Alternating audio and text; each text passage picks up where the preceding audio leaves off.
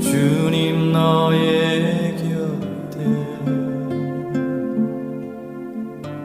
언제까지나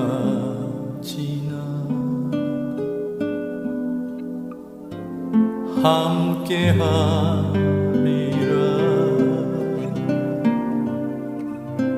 울지 마. 할렐루야. 오늘 하나님 말씀 제목, 기도만이 주님을 일하게 하신다. 이 제목 말씀처럼 우리가 기도에 관한 중요한 사항을 우리 함께 말씀을 통하여 깨닫기를 원합니다.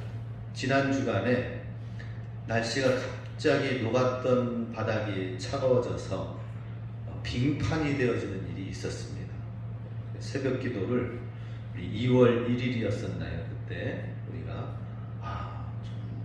갑자기 월상 새벽 예배를 드리는데 빙판이 되어졌어요. 모시러 갔는데 보니까는 다들 설설설설 기우시고, 그래가지고 제가 차도 그냥 막 쑥쑥 미끄러지는 거예요. 그래서 야, 차도 들어갔다가 못 나오겠다. 몇 번 왔다 갔다 하면서 간신히 나왔습니다. 그리고 나서는 이제 끝나고 또 집으로 모셔다 드릴 때에는 제가 아이젠, 산에 눈 위에 걸어 다니는 등산 장비 있죠. 발에다가 아이젠을 장착을 딱 해가지고 운전해서 딱 해서 찻길가에 차를 세워놓고 권사님들 한 분 한 분 손을 탁 잡고 같이 조금씩 막 설설설 미끄러지는 거 제가 아이젠으로 딱 붙들고 이렇게 같이 부축해서 집에 안전하게 모셔다 드렸습니다. 그런 생각했습니다. 야, 이렇게 위험한 때에 정말 조심해야 되겠다. 그런데 이런 가운데서도 기도하고자 하는 그 모습이 너무나도 귀하다, 이런 생각이 들었습니다. 하나님께서는 그래서 그 다음날 눈이 왔을 때 우리 요때는 쉽시다 해가지고 시작을 했어요. 우리가 건강을 잘 지켜야 됩니다. 그렇지만은 기도할 수 있을 때는 정말 해야 됩니다. 하나님께서는 기도를 통해서 일하시기 때문이다 하는 것이죠. 오늘날 코로나 시기에 많은 일들이 지금 벌어지고 있습니다. 우리 지금 4차 혁명이 일어난, 산업 1차 혁명, 2차 혁명, 3차 혁명까지 일어나고 4차 혁명이 언젠가는 미래에 일어날 것이다 했는데 그 시간이 앞당겨졌어요. 코로나 때문에. 4차 혁명이 일어나서 지금 모든 게 지금 다 바뀌어지고 있습니다. 이러한 시기에 많은 변화되어지는 시기 속에서 우리는 정말 상황을 잘 보고 기도하면서 나가야 될 것입니다. 코로나 시기에 호황하는 그러한 사업들이 많이 있습니다. 마스크 사업들이 얼마나 많이 일어났습니까? 손 소독제, 소독기, 체온계, 위생용품들이 역대급으로 팔렸다고 합니다. 그리고 일반 마트, 대형 마트 크게 지어놨잖아요. 크게 지어놓으면 뭐합니까? 좀 썰렁해요. 요즘에는 썰렁하고 가지 않는다고 합니다. 대부분 온라인 쇼핑몰 통해서, TV 홈쇼핑을 통해서, 인터넷 쇼핑몰 통해서 해가지고 택배 기사들이 막 죽어날 정도로 이렇게 배달 서비스가 크게 늘어나면서 삶의 패턴이 바뀌어졌습니다. 돈이 있는 사람들은 이렇게 사람들이 모이는 곳에 가지 않고 자기들만이 즐길 수 있는 것이 무엇일까 해서 호화 요트를 구입을 하는 것이 엄청 늘었다고 합니다. 자기만이 배 타고 세계 곳곳에 한적한 곳에 갔다가 온다라고 하는 거예요. 이야, 오히려 돈 있는 사람들은 지금이 오히려 더 놀기에 쉬기에 좋은 적합한 때인 것 같습니다. 해외여행 얼마나 많이 다녔습니까? 야, 우리나라가 좀 벌었다고 저렇게 해외에 막 북적북적 시외버스 터미널 북적북적 하듯이 공항이 얼마나 막 번잡하고 그랬습니까? 그런데 지금은 공항이 텅텅 비었습니다. 그리고 국내 여행으로 돌아가서 지난 여름에는 해외로 가는 여행객들이 다 국내에 곳곳에 흩어지면서 해외여행 안 되면 국내 여행 패키지를 만들자 해서 바뀌어지고 있습니다. 생수업계에 있는 사람들은 어떻게 해서든지 이 코로나를 방지하고 예방하기 위해서 면역력이 강한 미네랄을 강화시키고 아무튼 프리미엄 비싼 생수를 또 올려놔서 팔고 있습니다. 편의점 업계 이런 데에서는 어떻게 해서든지 사람들이 좋아하는 게 무엇일까, 잘 파는 게 무엇일까 해서 건강 음료가 많이 팔려지고 있다고 합니다.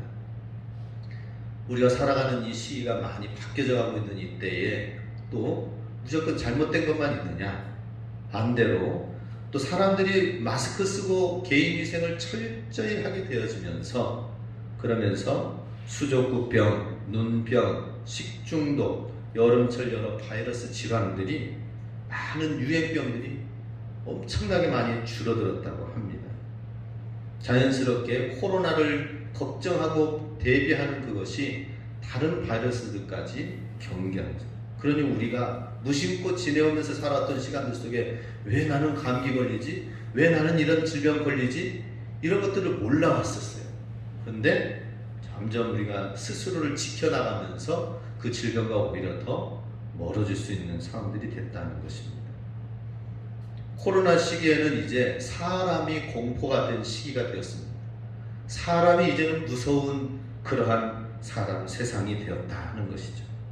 그래서 대중교통 타고 가면은 사람들이 어떻게 해서든지 그 대중교통을 이용하는 것을 줄이고 자동차로 개별적으로 이제 이용을 해서 다니는데, 그럼에도 불구하고 서울은 다른 방법이 없으니까 지하철 거기에 타고 가는 사람들 지금 많이 있을까요? 없을까요? 어떨까요?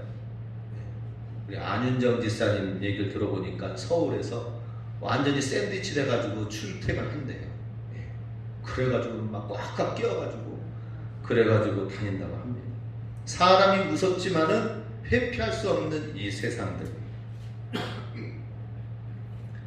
그래서 사람들을 만나지 않고 할 수 있는 것이 무엇일까 해서 화상 채팅으로 해서 모든 문화들이 바뀌어지고 있습니다.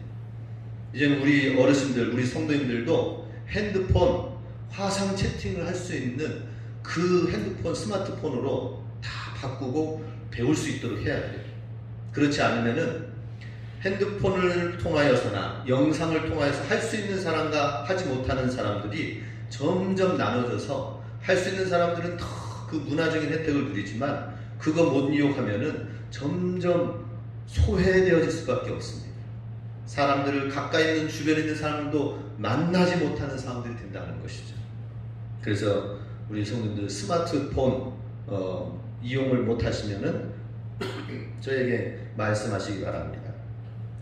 자, 스마트폰 사용하여서 영상으로 할 수 있는 방법들을 또 우리 교회 성도님들이 적응할 수 있도록 하고자 합니다. 그래서 모든 성도님들이 연세는 드시고 그랬지만은 그럼에도 불구하고 이 핸드폰을 통하여서 다 서로 교통 교환이 이루어지고 말씀도 함께 나눌 수 있도록 하는 시대가 앞장서면 되는 것입니다. 그 시대에 우리가 적응해 나가면 되는 것이죠. 오늘날 3억 명이 하루에 3억 명이 이 줌화상 채팅을 통하여서 회의를 한다든지 서로 만남을 하고 미팅을 한다는 것입니다. 그렇지 않으면 우리는 점점 혼자 소외되어지고 도태될 수밖에 없다라고 하는 것입니다. 그러나 무엇보다도 사람들이 무섭다고 해서 격리되어지고 거리를 두고 사회적 거리를 두어서 있다 하더라도 더 중요한 것은 무엇입니까? 우리 그리스도인들은 사회와 사회적 거리를 둘 수밖에 없는 이 시간 속에서는 오히려 더 하나님과 가까워지는 시간이 될 수 있다는 것입니다. 많은 모임들과 많은 일들이 있었습니다. 그거 다 줄이고 줄이고 해서 이제 하나님과 더 가까워질 수 있는 시간들이 우리 가정 내에서 이제는 우리 성도님들 가정이 집이 방이 기도의 골방이 돼야 되고 말씀의 성전 지성소가 돼야 된다 하는 것입니다. 할렐루야. 그렇게 만들어야 됩니다. 우리 가정을 어떻게 해야 될 것인가. TV만 틀어놓고 물론 TV 통해 말씀을 보는 게 있죠. 그걸 통해서도 은혜를 받아야 됩니다. 그렇지만 TV와 드라마와 계속 TV만 보다가 세월 지나갈 것입니까? 안 되죠. 우리의 예배를 우리의 처소를 하나님 만나는 하나님과 더 가까워지는 시간들로 만들 시기다라고 하는 것입니다. 이 코로나 시기에 교회가 굉장히 지금 한국 교회가 몰매를 맞습니다. 교회 생각하면 이제 세상 사람들이 코로나가 발생이 된다고 해서 지긋지긋하게 생각합니다. 그런데 퍼센트를 생각해 보면은 100%에서 사실 10%도 안 돼요. 8%인가 그렇습니다. 한국 교회 때문에 교회도 그냥 교회가 아니라 신천지 여러 이단적인 부분들이 있어가지고 그걸로 인하여서 되어진 요소가 10%도 안 됩니다. 그런데 코로나 하면은 이제 한국 교회가 대표적인 대명사가 돼서 사람들이 싫어합니다. 이러한 시기에 많은 사람들이 오히려 쭉정이가 되고 가라지가 될 수도 있다는 것입니다. 다니던 교회도 핑계를 댑니다. 다니던 교회도 가정에서 반대가 하고 남편이 반대하고 부모님이 반대하고 그러면 자녀들은 또 열심히 일하던 그 섬기던 부녀자들 우리 이 교회 성도들 대부분이 여성 성도들이 너무나도 많지 않습니까? 그런데 집에서 무서워하고 격리시키는데 그래서 못 나갑니다. 이런 가운데 쭉정이와 가라진 신앙도 같이 이제 걸러지는 시대가 되었다. 어떻게 해서든지 우리는 지금 이 시기에 우리의 믿음이 증명되어지는 시간들이 되어야 된다는 것입니다. 가장 힘들고 어려운 이때에 우리의 신앙은 더 바르게 증명되어지고 어떻게 하면 이 시기에 우리가 하나님을 더 잘 믿을 것인가 그것을 우리는 이루어야 된다 하는 것입니다. 오늘 말씀 17절 본문 말씀 보면은 17절 18절 말씀 보면은 귀신에 대해서 이 얘기가 나옵니다. 17절 무리 중에 하나가 대답하되 선생님 말 못하게 하가 귀신 들린 내 아들을 선생님께 데려왔나이다. 귀신이 어디서든지 그를 잡으면 거꾸러져 거품을 흘리며 이를 갈며 그리고 파리해지는지라 라고 하였습니다. 귀신의 역사로 인하여서 자기의 외동아들과 하나 있는 그 아들이 이렇게 고통당하고 있다라고 하는 것이죠. 말을 못하게 하는 그러한 귀신 들린 것으로 인하여서 어렸을 적부터 이러한 일들이 생겨나게 되었다. 너무나도 안타깝죠. 이러한 시기에 제자들에게 데려갔지만은 이미 실패의 경험을 가졌어요. 해도 안 돼. 제자들도 안 되더라. 실패의 경험을 가지고 예수님 앞에 나왔습니다.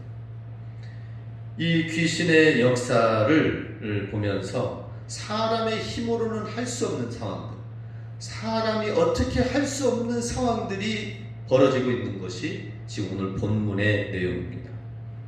코로나뿐만이 아니라 코로나만 그렇겠습니까? 지금 어떻게 해서든지 의료진들이 전 세계적인 머리 두뇌의 석학들이 모여가지고 바이러스 백신을 지금 만들기 위하여서 그렇게 머리를 짜고 그러는데, 그런데 사람의 의학으로 사람의 힘으로 안 되는 일들은 우리 삶 속에 사실 너무나도 많이 있습니다.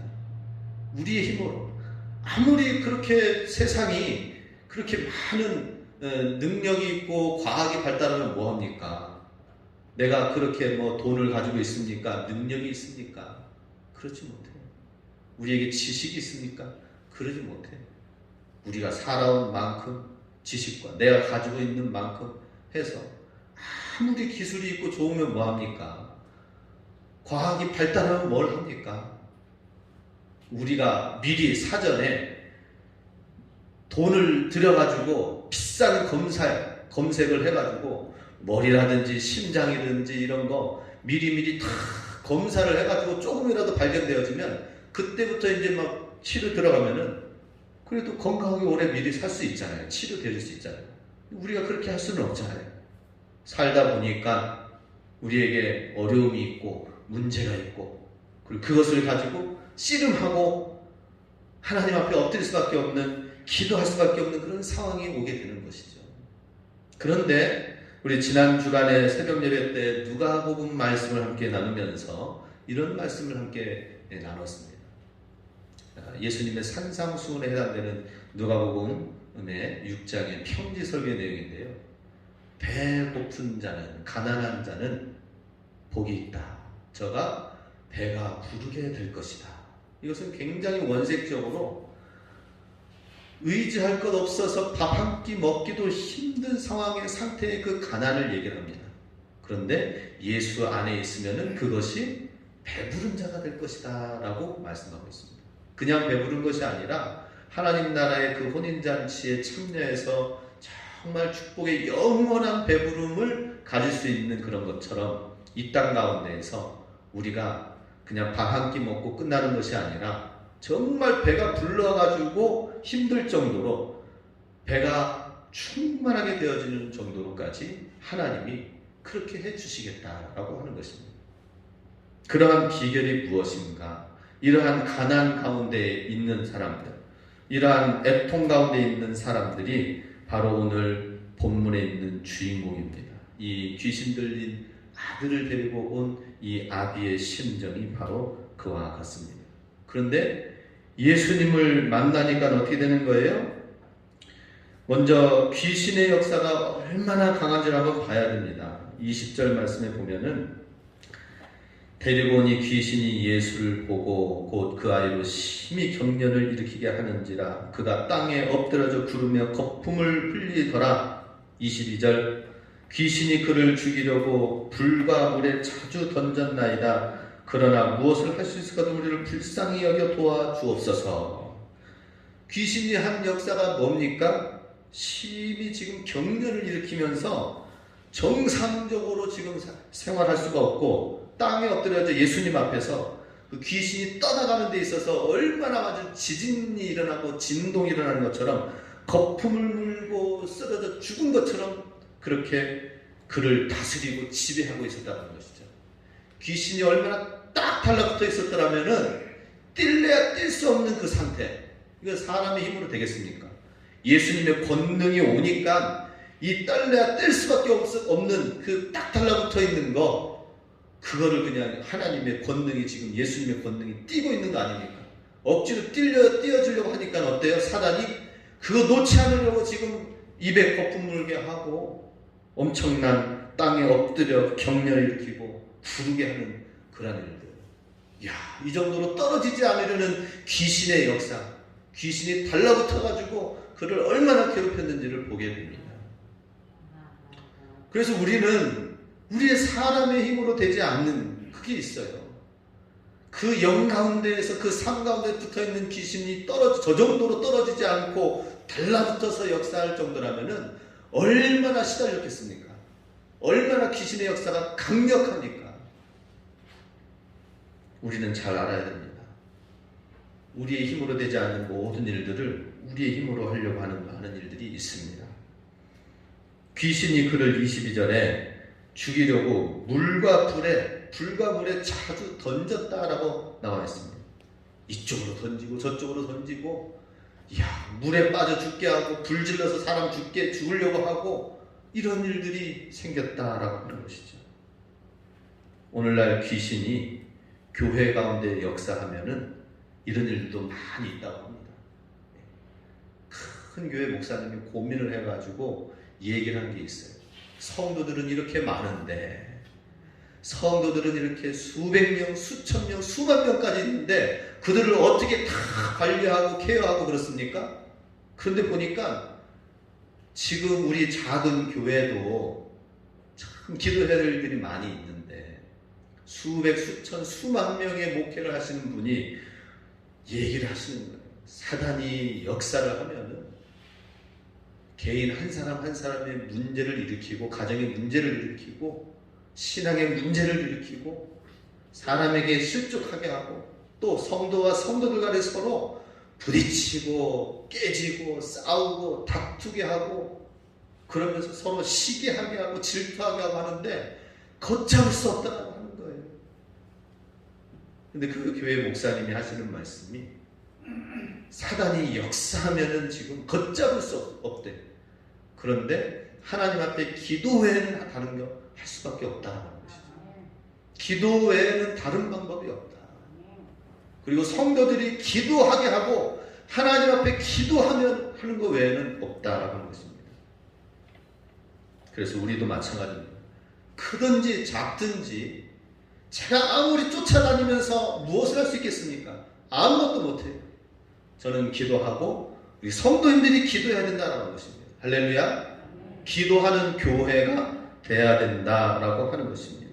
기도할 때에 코로나로 인해서 수많은 문제들 세계의 석학들이 달라붙어가지고는 백신을 만들지요. 우리 삶 속에서 하나님 앞에 기도하면은 전 우주와 세상을 창조하신 그 하나님의 지혜가 우리를 돌보시고 우리 가운데 함께 하시고 우리 교회 가운데 우리 가정 가운데 내 삶 가운데 하나님이 함께 하시는 것을 믿으시기 바랍니다.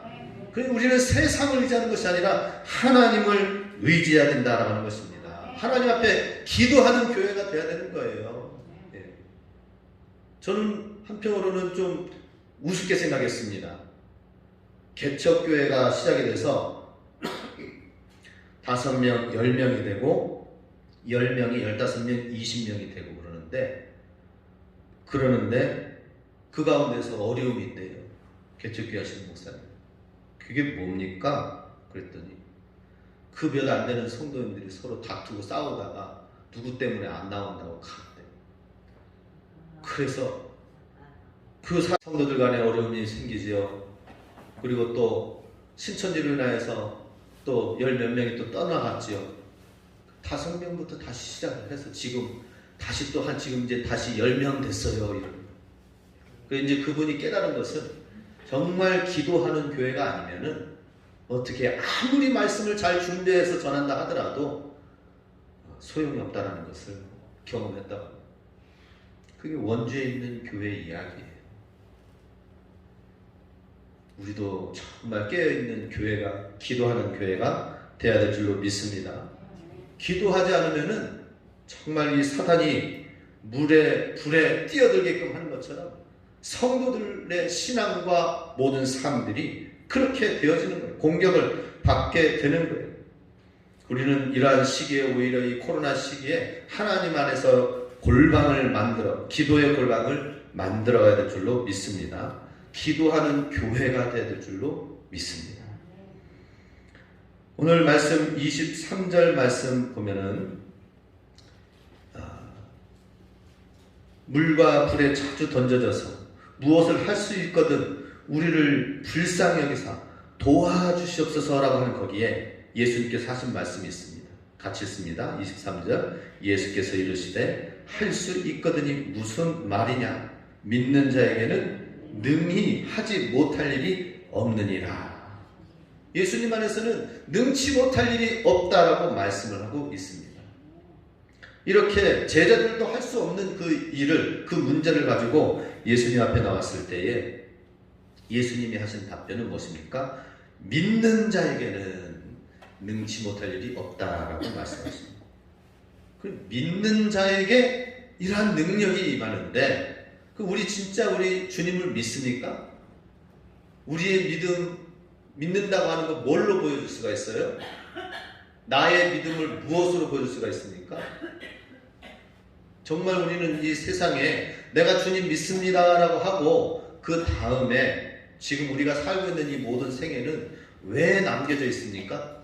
예수님 믿는 그 동시에 천국으로 데려가면 되는데 왜 이 땅에 남아있는 이유가 무엇입니까?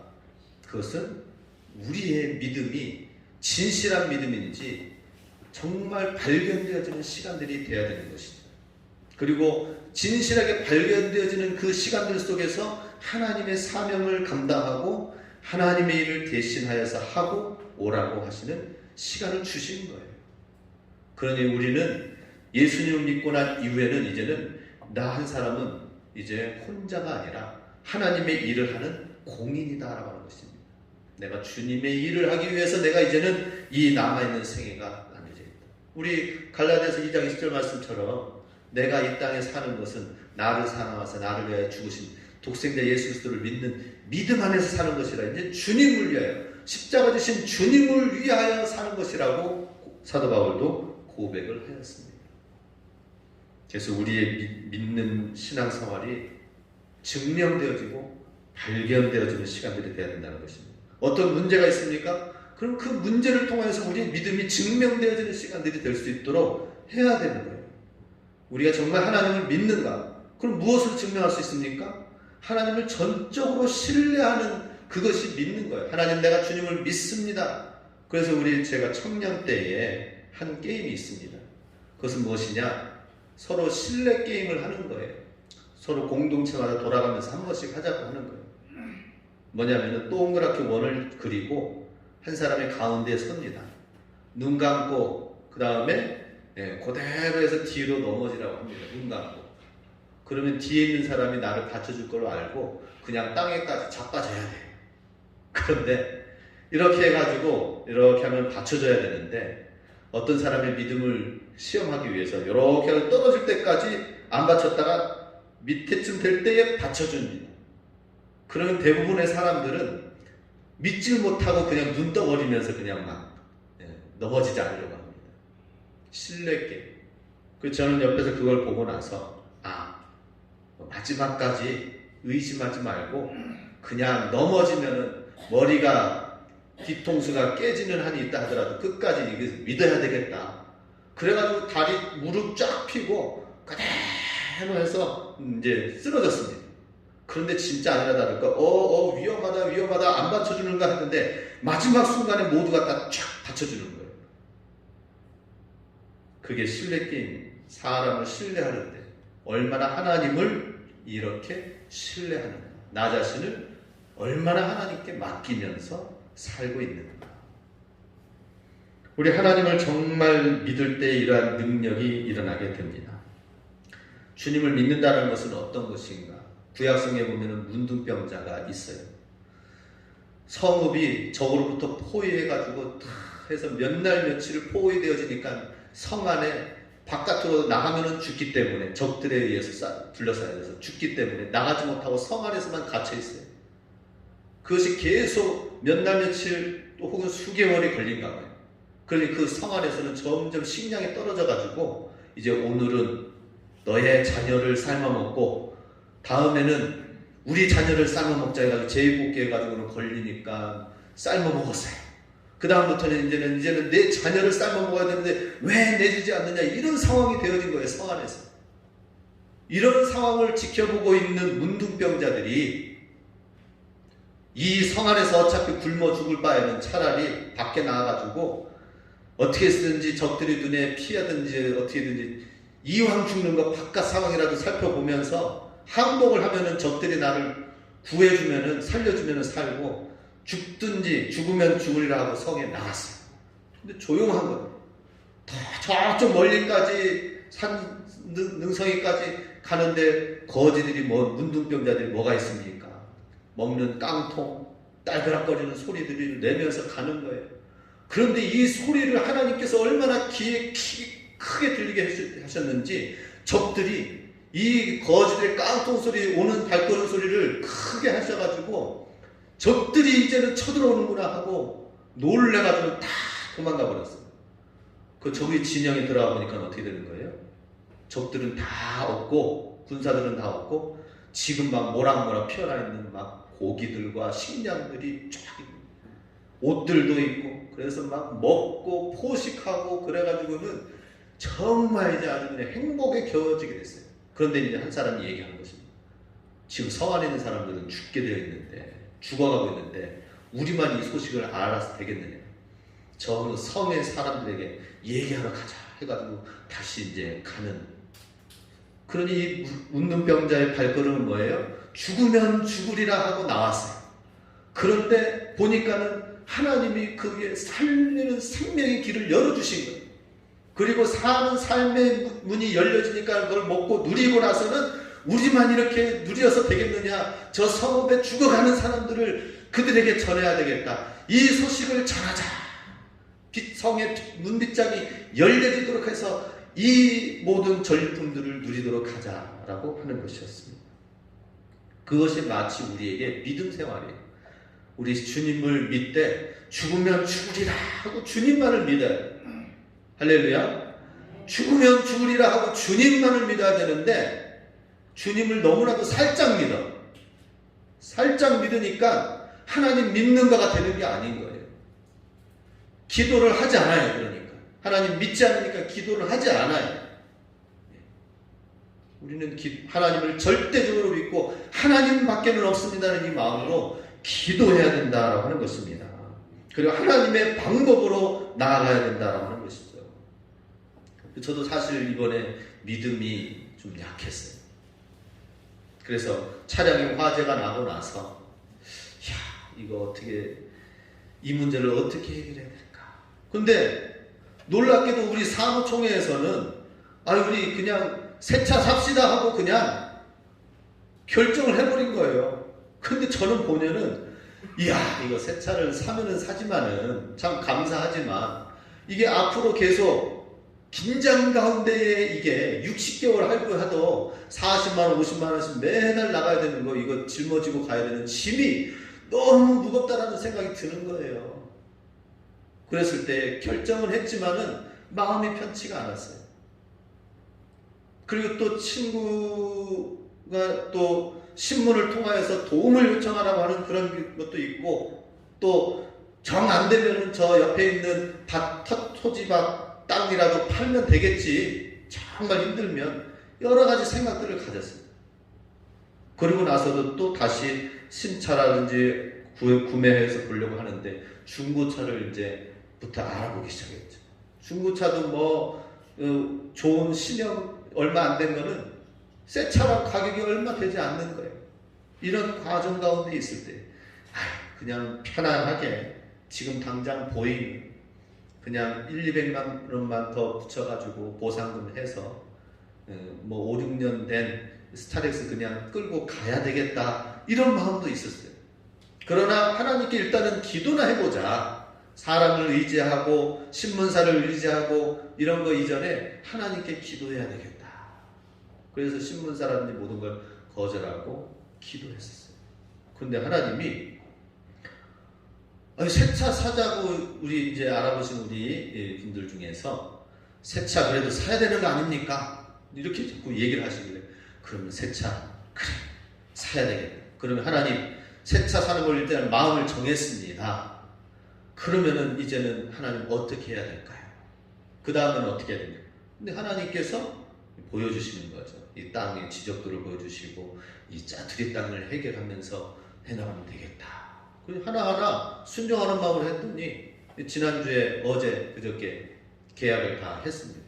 그래서 그게 어떻게 가격이 새 차 가격이랑 거의 비슷해. 하나님이 임대 주신 거죠. 우리가 하나님을 신뢰하고 기도하지 않으면은, 그러면은 하나님이 길을 열어주시지 않아요. 저도 여차하면은 이거 팔고, 여차하면은 또 신문사에 광고 내고, 여차하면은 어떻게 해야 될 것인가 근심 걱정 염려만 될 수밖에 없는 상황이었는데, 그래도 하나님 방법으로 한번 해나가보자 했을 때 하나님이 길을 열어주신 것을 보는 거예요. 오늘 보니까 하나님 말씀 보니까 할 수 있거든 이라고 그 부모는 얘기를 했지만, 할 수 있거든이 무슨 말이냐, 믿는 자에게는 능치 못한 일이 없다면서 전적으로 믿어야 될 것을 말씀하고 있는 거죠. 우리 성도님들도 마찬가지입니다. 모든 일에 있어서 100% 믿으려고 하는 이 믿음을 가져야 된다는 것이죠. 그 믿음은 우리의 기도하는 모습부터 나온다라고 하는 것입니다. 이방 여인 룻기에 보면은 정말 상황이 안 좋아지게 되었죠. 그죠? 그 상황이 안 좋아지는 그 상황 속에서 다 이제는 남편도 잃게 되고 했으니까 말론과 기론도 다 잃어버리고 그러게 되니, 자, 오르바 너도 가고, 시어미가 얘기하죠. 룻기 너도 각자 길로 가라라고 했어요. 자기가 살 길을 생각한다면 이 여인 같은 경우는 어때요? 야, 내가 내 살 길이라도 가야 되겠다 해가지고 갔어요. 그런데 룻은 어땠습니까? 룻을 보니까 그 어머니를 하나님을 믿고 신뢰하면서 나아가야 될 믿음을 갖게 된 거죠. 그래서 이왕 내가 어렵게 된 거 또 시어머니도 모셔야 되고, 그리고 하나님, 그 믿는 하나님, 그 나오미의 그 하나님을 나의 하나님으로 여기면서 믿음으로 나아가자 결단한 거 아니겠습니까? 이건 그야말로 나 혼자도 힘든데 어머니까지 모시고 살려니까 더 삶의 무게는 가중되어진 것이죠. 지금 룻이 선택한 길은 뭐예요? 하나님을 신뢰할 수밖에 없는, 하나님께 기도할 수밖에 없는 그런 환경으로 선택하며 나아가는 거예요. 우리는 대부분 편한 길로 나아갑니다. 우리에게 조금 더 안전한 길로 나아가려고 합니다. 그런데 하나님이 원하시는 것은 믿음의 길, 그 길이 좁고 협착하더라도 믿음의 길로 나아가라고 말씀하고 계시는 거죠. 룻이 선택한 길은 인간적으로 할 수 없는 상황 속에서 하나님만 의지하고 하나님의 은혜가 아니고서는 어떻게 할 수 없는 삶의 환경으로 나아간 거예요. 그래서 다시 고향으로 돌아와서 이삭 죽기부터 시작한 거죠. 사람들이 손가락질하고 또 구차한 삶이다 하더라도 이삭 죽기부터 같이 종들과 하인들이 하는 삶에서부터 같이 하면서 하나님께 기도하면서 나아갔는데, 이게 웬일입니까? 하나님께서 복된 사람의 가정에서 일하게 하고 그 가정의 그 주인의 눈에 띄게 하시고, 그리고 그 주인의 마음에 들게 하면서 보아스라는 정말 유력한 사람을 만나게 하면서 그 집에 귀한 가정을 만나고 꾸리게 되면서 나중에 그것이 다윗의 가문을 이루게 된 것입니다. 유력한 자를 만나면 되는 그 문제, 불가능한 상황을 하나님께서 그 기도를 통하여 이끌어 주신 것을 보게 됩니다. 28절 29절 말씀 같이 읽습니다. 집에 들어가심에 제자들이 조용히 묻자오되 우리는 어찌하여 능히 그 귀신을 쫓아내지 못하였나이까. 이르시되 기도 외에 다른 곳으로는 이런 종류가 나갈 수 없느니라 하시니라. 다시 읽습니다. 기도 외에 다른 곳으로는 이런 종류가 나갈 수 없느니라. 기도 외에는 없다라고 예수님은 말씀하십니다. 예수님께서도 새벽 미명의 시간에 기도하러 나가셨습니다. 신의 아들이시고 하나님 당신이면서도 불구하고 이 땅에 육신으로 있을 때에는 기도해야 된다는 것이죠. 하나님과 연결되어야 되고 하나님이 일하시고 하나님이 역사하시는, 그래서 오늘 제목처럼 기도만이 주님을 일하게 하신다라고 하는 것입니다. 그래서 사도 바울은 이 비밀을 깨달았어요. 기도, 하나님을 전폭적으로 내가 그리스도와 함께 십자가에 못 박혔나니 나는 죽고 예수 그리스도와 함께 사는 삶이 무엇인가, 어느 곳에 가든지 기도하면서 하나님과 교제하는 삶의 비밀을 깨달은 거예요. 기도의 비밀을 깨달았던 것입니다. 그래서 사도 바울이 빌립보의 지역에 가서 복음을 전할 때에도 어떻게 했습니까? 거기서 감금당해서 지하 감옥에 가게 되었어요.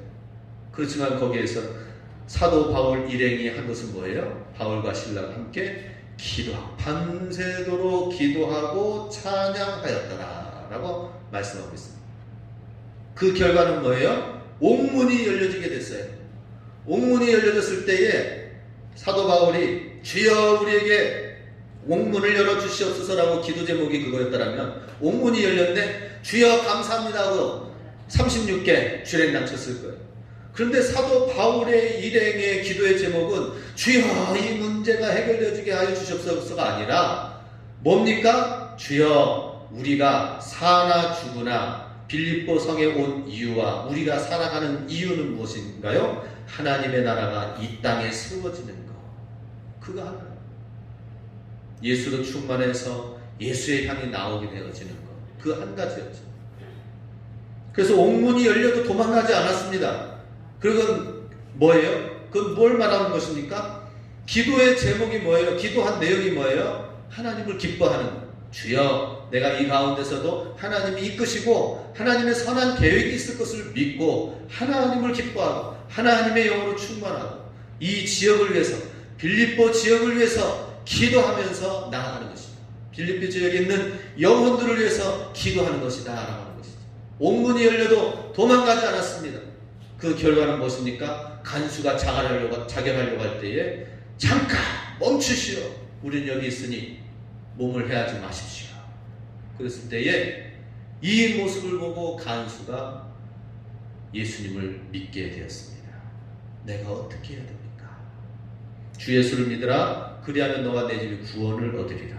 하나님의 구원의 역사가 나타나게 된 것을 보게 됩니다. 우리는 우리의 문제를 통하여서 이 문제가 해결되어지게 하여 주시옵소서 하면서 나아가게 되면 가장 이기적인 그리스도인이 될 수밖에 없습니다. 그죠? 저는 이 일을 통하여서 정말 하면서 우리 교회의 차량 문제만 해결되는 것으로 끝이 아니라 이 모든 과정에 하나님이 역사하시고 하나님이 간섭하시는 시간 되게 하여 주시옵소서라고 하였습니다. 이 땅의 문제를 매매하는 데에도 우리 교회가 최대한 유리하게 가지고 욕심을 내지 아니하고 가장 무난하면서 하나님께 기도하면서 적합하게 이루어지게 하여 주시옵소서 했는데, 그래도 딱 중간 지점에서 만났어요. 그래가지고 잘 이제 매매를 했습니다. 그리고 나서 이 땅에 있는 옆에 사장님이 그 부인과 함께 얘기를 하는 거예요. 목사님, 이번엔 너무 좋은 일 하셨습니다. 감사합니다 하면서 교회 성도님들 예배 시간 모이고 식사하시죠? 그때 드시도록 동치미 한 박스 드릴게요. 그러는 거예요. 그래서 아이고 코로나 때문에 우리 전에 식사 안 해요. 그랬더니 아이고 그래요. 아무튼 너무나도 감사합니다. 모여서 식사했을 때라면은 동치미 한 박스 드리려고 했는데 하면서 그러는 거예요. 우리는 우리의 문제, 내 문제만 해결하면 끝이나 이게 아니다라는 것이죠. 모든 일에 있어서 하나님의 나라가 이루어지도록, 하나님의 사랑이 이루어지도록. 이번에도 그 일을 하고 나니까 어제 우리 여기 평화 슈퍼 삼거리에 있는 마트에서 음료수를 가지고 오신 거예요. 교회 성도님들 예배 드리는데 성도님들 하나하나 뭐 적지만은 하나씩 나눠주세요 라고 하는 거예요. 그래서 아이고 감사합니다. 너무나 감사합니다. 평소에 조금씩 얘기를 하면서 그분이 태백산맥 큰 책에, 두꺼운 책을 여러 번 책을 읽는 취미가 있어요. 그래서 저는 잘 거기에 대해 잘 모르지만 그분의 이야기를 들어줬더니 태백산맥 이야기만 듣고 나서 왔더니 근데 그분이 그의 삶의 이야기를 얘기하는 거예요. 사실 태백산맥뿐만 아니라 저도 목사님 얘기를 만나서 얘기하다 보니까 저도 옛날에 저 청계천에서 김진홍 목사님과 함께 넉마주의하면서 김진홍 목사님 옆에 따라다니면서 그 말씀 들었던 기억이, 교회를 안 다녔지만 그 기억이 나네요 하면서 얘기하는 거예요. 그러더니 그 얘기를 한 게 얼마 안 됐는데 이번에 예배 드리는데 성도님들 하나씩 드리세요 하고 음료수를 가져오고, 오늘날 코로나 때문에 교회가 얼마나 많이 지긋지긋한 이 현대인들 속에 그래도 하나님의 교회가 지금 이 주변의 이웃들이 앞집에서 또 우리 또 삼거리에서 곳곳에서 교회에 대해서 고맙게 여기고 감사하게 여겨서 이렇게 가져오고 동치미라도 드리려고 하고 또 음료수라도 하나 드리려고 하고, 그런 모습을 볼 때에 정말 우리가 기도하면서 나갈 때 이제는 하나님께서 그동안 뿌려진 모든 것들, 사람들이 지금 코로나로 인하여 외롭잖아요. 코로나로 인하여 격리되어져 있잖아요. 모임이 없잖아요. 그 마음속에, 외로운 마음속에 하나님의 복음의 사랑의 씨앗이 생각나게 하시고, 이야 그래도 교회가 좋은 일 그동안 했네, 이 마음이 이제는 들게 해야 되지 않겠습니까? 이제 우리가 기도하면 하나님께서 역사하실 줄로 믿습니다. 기도할 때 하나님의 놀라운 역사가 이제 나타나게 될 줄로 믿습니다. 그래서 저는 이렇게 기도합니다. 하나님, 이것뿐만 아니라 우리 앞으로 그동안 하나님의 사랑, 그동안 전도하며 뿌렸던 모든 것들이 이제는 생각나게 하셔서 하나님의 열매를 이 코로나 시기에 맺게 하여 주시옵소서. 그것은 우리의 힘으로 안 됩니다. 기도할 때 나타나게 될 줄로 믿습니다. 우리 성도님들도 기도하면서 하나님 신실하게 믿고 기도의 능력의 역사가 우리 성도님들 삶 속에 나타나고 한 영혼을 구원하며 교회를 세우며 하나님의 나라를 세워나가는 일에 응답받는 저와 여러분이 될 수 있길 주님의 이름으로 축복합니다. 아멘. 기도하겠습니다.